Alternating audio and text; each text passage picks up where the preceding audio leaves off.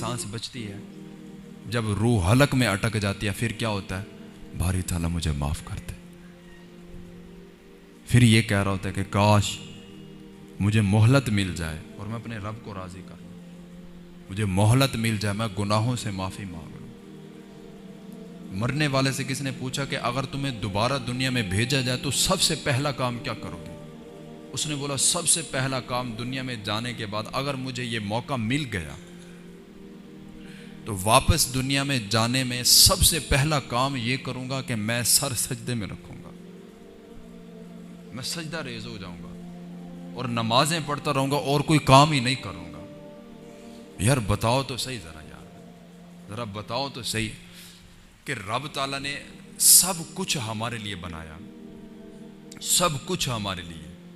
اس نے یہ بھی ذمہ لیا، اس نے یہ بھی اپنے اوپر لیا کہ اے بندے تو میرا ہو جا، سب کچھ تیرے قدموں میں لا کے رکھوں گا میں۔ رب تعالیٰ نے یہ جانور بھی ہمارے لیے پیدا کیے،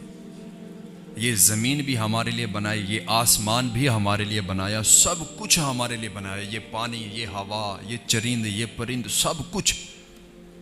یہ کھانے پینے والی چیز، سب کچھ رب تعالیٰ نے ہمارے لیے بنایا ہے۔ اب ذرا یہ تو بتاؤ ہم کس کے لیے؟ سب کچھ تو ہمارے لیے بنا ہے، اللہ نے ہر ایک چیز ہمارے لیے بنا دی،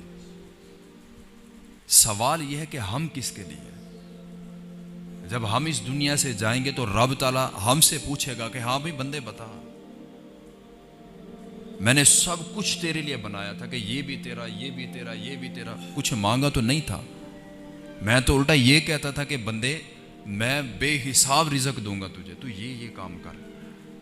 میں تجھے اس طرح رزق دوں گا، تو صبح اٹھ کے سورہ یاسین کی تلاوت کر کے دن کا آغاز کر، مرنے کے بعد قرآن مجید تجھے جنت کا داخلہ دلوا کے آئے گا، سونے سے پہلے سورہ ملک کی تلاوت کر،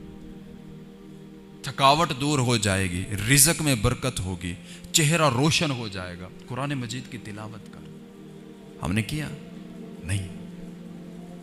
پھر رب تعالیٰ کا صرف ایک سوال ہوگا کہ بندے بتا سب کچھ تیرے لیے تھا، تو میرے لیے تھا، تو نے میرے لیے کچھ کیا تھا؟ نہیں بھائی، تیرا ٹائم نہیں تھا۔ کتنا ہٹ دھرمی کے ساتھ ہم یہ بات سوچ کے بیٹھے ہوئے کہ یار ٹائم نہیں ہے، کتنا بڑی بات ہے، اتنا بے خوف ہیں کہ مسجد سے آواز آئے اذان کی اور ہم کام میں مصروف ہو جائے، حی علی الصلاح کی آواز آئے، حی علی الفلاح کی آواز آئے، ہم کام میں مشغول ہو جائے، تو پھر یہ ہماری ہٹ دھرمی نہیں تو اور کیا ہے؟ اتنا بے دھڑک ہو کر گناہ کرتے ہو یار کہ رب تعالیٰ دیکھ ہی نہیں رہا، اتنا بے دھڑک ہو کر جھوٹ بولتے ہو کہ جیسے رب تعالیٰ دیکھ ہی نہیں رہا، اتنا بے دھڑک ہو کہ حرام کمائی جا رہے ہو کہ رب تعالیٰ دیکھ ہی نہیں رہا کچھ۔ یہی ہے نا، اگر یہ ہمیں احساس ہوتا کہ ہمارا رب دیکھ رہا ہے، ہمارا رب سب کچھ دیکھ رہا ہے اور اس کی ہمیں جزا بھی ملے گی، اگر اس بات پر یقین ہوتا نا تو آج کا مسلمان کبھی جھوٹ نہ بولتا، آج کا مسلمان کبھی جھوٹ بول کے اپنا سودا نہ بیچتا، آج کا مسلمان کبھی سود نہ لیتا۔ بارہا ہمیں یہ بات بتائی گئی کہ سود کھانے والا انسان ایسا ہے جو اپنی سگی ماں سے 70 مرتبہ زنا کرے، یہ سود کی لعنت ہے، تو ہم نہیں کر رہے، حرام کھا رہے ہیں، ہم جھوٹ ہم بول رہے ہیں، ایک جھوٹ بولنے سے رحمت کے فرشتے 40 قدم یا 40 فٹ بندے سے پیچھے ہو جاتے ہیں، تو جو بندہ صبح سے شام تک بول ہی جھوٹ رہا ہے تو پھر برکت کہاں سے آئے گی؟ پھر رحمت کے فرشتے کہاں سے آئیں گے؟ پھر بندہ یہ تو نہیں ہے کہ حضرت جی پانی پڑھوا کے دم کروا کے رکھ لیا، جھوٹ سارا دن بولنا ہے لیکن صبح اٹھتے ہی دیوار کے باہر پانی وہ پڑا ہوا مار دینا کہ یار برکت ہو جائے گی،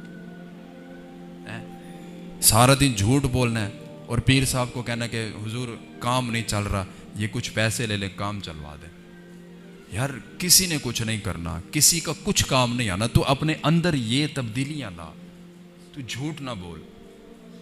تو حرام نہ کھا، تو سود نہ کھا، تو جو مال جس طرح ہے اس کو اسی طرح بیچ، دیکھ برکت ہوتی ہے کہ نہیں ہوتی۔ تو قرآن مجید کے مطابق اپنی زندگی تو گزار، تو ذرا اللہ کے ساتھ دوستی لگا کے تو دیکھ، وہ تو کہتا ہے بندے کس چیز نے تجھے مجھ سے دور کر دیا؟ یا ایھا الانسان ما غرک بربک الکریم، اے بھاگے ہوئے انسان، اے مفرور انسان، کون سی ایسی چیز ہے جس نے تجھے تیرے رب سے دور کر دیا؟ حالانکہ تیرا رب تو بڑا کریم ہے، وہ تو تجھ سے محبت ہی بے پناہ کرتا ہے، پھر تو اس سے دور ہو گیا؟ کس چیز نے دور کیا؟ وہ تو یہ فرما رہا ہے۔ اب یہ ہم دیکھیں کہ ہمیں کس چیز نے دور کیا۔ ہماری ان خباستوں نے ہمیں اللہ سے، اللہ کے رسول سے، دین اسلام سے، نماز سے، قرآن سے، ہر چیز سے دور کر رکھا ہے۔ یہ ہماری اپنی خواستیں ہیں، یہ ہمارا اپنا نفس ہے جو ہمیں نیک کام کرنے ہی نہیں دیتا۔